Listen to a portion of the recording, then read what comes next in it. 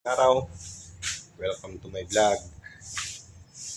Ito na naman, to work na naman. Medyo malikabok ang ginagawa namin ngayon. Nagbubutas kami ng mga wool para sa paglulusutan ng mga wire na ililinya namin. So medyo talagang pinilit namin na sa kisame talaga makapagpalusot ng wire. Talagang naging problema yung mga wall diretso talaga sa sa mga nakasagad. Yan ang malulusutan ng mga wire. So, tulad nito. Yan. So ipapakita natin yung nangyari. So yung mga naging problema, talagang gusto rin man namin may tago yung mga ibang linya para makatago sa ibang room. So wala talagang malulusutan. Ibig sabihin itong wall nito, pagka hollow block na nakasagad dun sa pinaka-slab. Ayun yung slab. So dito lang kami nagbutas. Manggagaling yung linya papasok sa loob ng kisame, kaya nagbutas kami doon.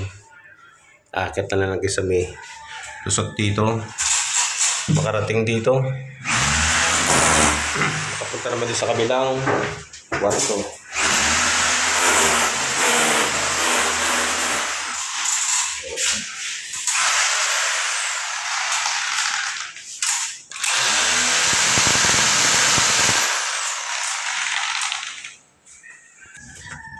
Ganoon talaga.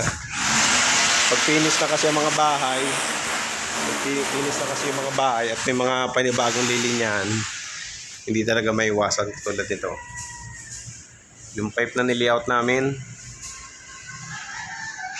yan yung para sa wifi. Ito yung cable ng wifi. Ayan. Pasok namin dyan sa pipe na nilayout namin. Then tagos naman doon sa box na yun. Papasok yun doon sa kwarto na ginagawa namin kanina. Yung kasama ko nagbabarina. Yan siya. Yan yung muna mga scope namin ngayon. Puro palusutan muna ng mga pipe. So yan pa lang yan. Wala pa kaming electrical na ginagawa. Abang pa lang yan para sa wifi nila. Kasi itong wifi na to, didiretso ito dun sa second floor. Doon sa may server room nila. Yung cabinet nila doon, yun yung papasok. Para masupply naman yung mga ibang kwarto na pag-i-install naman nila ng mga computer.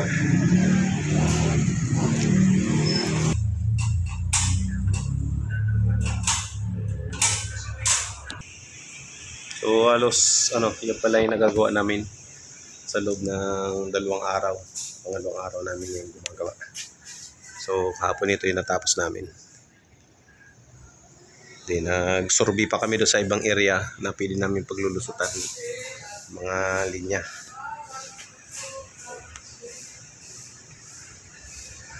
Orange na pipe ginamit namin.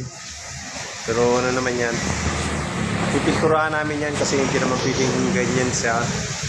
Kasi ang pangit tignan. So magiging ganito yan. Pipinturahan namin yan ng kulay gray. Ito. Pipe din ito. So pininturahan nila yan ng kulay gray. Para maging naman, parehas yung kulay. Tulad dito. Yung puti na yan na plastic molding, pipinturahan din namin yun ng kulay black. So may mga naka-ready tayo dyan ng mga pintura. Kabit na rin yung isang box. So yan. Ito po yung mga panibagong linya talaga, tradisyonal. Hindi may iwasan. Kasi dito kakaroon dito ng wifi. So kaya kami nagbutas, naglagay ng box. Pagkagaling dito sa kwarto na ito, yung linya, nadaan dyan sa may box. Tapos lulusot na naman doon sa may kisame. Tapos lulusot dito yung wire. Para doon sa wifi. Kakaroon ng wifi dito sa ground floor. So yun na guys. Update dito sa ginagawa namin. Bye-bye muna. Bye-bye.